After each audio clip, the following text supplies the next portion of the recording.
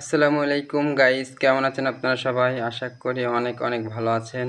আজ আমি আপনাদের জন্য মধুমতি গাঙ্গের চাপলে মাছ রান্না রেসিপি নিয়ে হাজির হলাম। গাইস, প্রথমত আমি মাছগুলো কেটে আজকে হালকা করে ভাজে নিছিলাম, আর কিছু লতি আনছি বাজার থেকে। সেই লতিগুনা আমি বড় বড় সাইজ করে কেটে নিয়েছি। এখন আমি এখানে পরিমাণ মতন তেল অ্যাড করলাম। গাইস, আমি এখানে রসুন পেঁয়াজ বাটছিলাম, সেটা দিয়ে দিচ্ছি।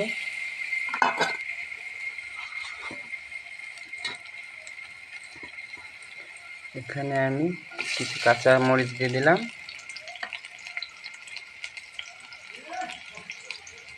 আমি হাফ চামচ হলুদ দিয়ে দিলাম। 1 চামচ লবণ অ্যাড করলাম। গাইস, আমার মাছ আর মশলাটা কষানো হয়ে গেছে।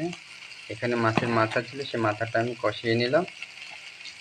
আর এখন আমি সেই লতিগুলো অ্যাড করলাম।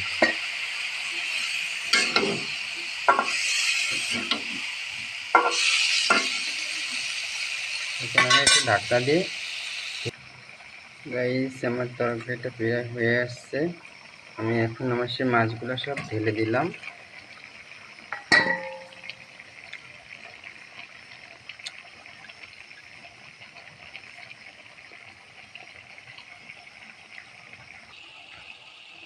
গাইস দেখেন, আমার রান্নাটা হয়ে গেছে। এরকমই হবে, বেশি ঝোল থাকবে না, মাখা মাখা থাকবে। মাছগুলো বেশি নাড়া দেওয়া যাবে না, তাহলে ভেঙে যাবে। আমার রান্নাটা হয়ে গেছে। গাইস দেখেন, ছোট মাছ বলতে আমাদের মধুমতি গাঙ্গে হয়, সেটা তো সব জায়গায় হয়তো পাওয়া না যেতে পারে। এটা আমাদের মধুমতি গাঙ্গে পাওয়া যায়, চাপলে মাছ। গাইস, এরকমই রান্না করবেন। আমার ভিডিওটা যদি ভালো লেগে থাকে অবশ্যই লাইক কমেন্ট করবেন। নতুন নতুন ভিডিও দেওয়ার জন্য অবশ্যই আমার জন্য সবাই দোয়া করবেন। গাইস ভালো থাকবেন। আল্লাহ।